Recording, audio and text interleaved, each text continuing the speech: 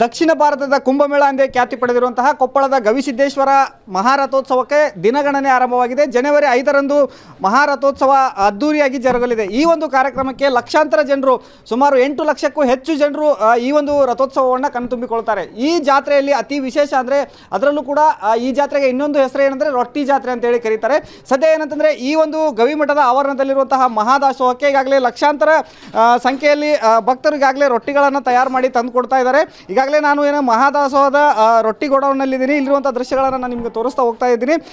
ಈ ಒಂದು ಭಾಗದಲ್ಲಿ ದಕ್ಷಿಣ ಭಾರತದಲ್ಲಿ ಅತಿ ಹೆಚ್ಚು ಜನರನ್ನು ಸೇರಿಸಿ ಒಂದು ವಿಜೃಂಭಣೆಯಿಂದ ಜಾತ್ರೆ ನಡೆಯುತ್ತೆ ಅಂದರೆ ಅದು ಕೊಪ್ಪಳದ ಗವಿಸಿದ್ದೇಶ್ವರ ಜಾತ್ರೆ ಅಂತ ಹೇಳ್ಬೋದು. 8 ಲಕ್ಷಕ್ಕೂ ಹೆಚ್ಚು ಜನರು ಪ್ರತಿ ವರ್ಷ ಈ ಒಂದು ಜಾತ್ರೆಯಲ್ಲಿ ಭಾಗವಹಿಸಿ ರಥೋತ್ಸವವನ್ನು ಕಣ್ತುಂಬಿಕೊಳ್ತಾರೆ. ಜನವರಿ 1ನೇ ತಾರೀಕು ಇವತ್ತೇನಿದೆ, ಇವತ್ತು ಸಾಯಂಕಾಲ ಮಠದ ಆವರಣದಲ್ಲಿರುವಂತಹ ಹೊಂಡದಲ್ಲಿ ಒಂದು ತೆಪ್ಪೋತ್ಸವ ಕೂಡ ಅದ್ದೂರಿಯಾಗಿ ನೆರವೇರುತ್ತೆ. ಇವತ್ತಿನಿಂದ ಎಲ್ಲ ಕಾರ್ಯಕ್ರಮಗಳು ಕೂಡ ಪ್ರಾರಂಭಗೊಳ್ತವೆ ಅಂತಲೇ ಹೇಳ್ಬೋದು. ಹಿರೇಮಠ ರಿಪಬ್ಲಿಕ್ ಕನ್ನಡ, ಕೊಪ್ಪಳ.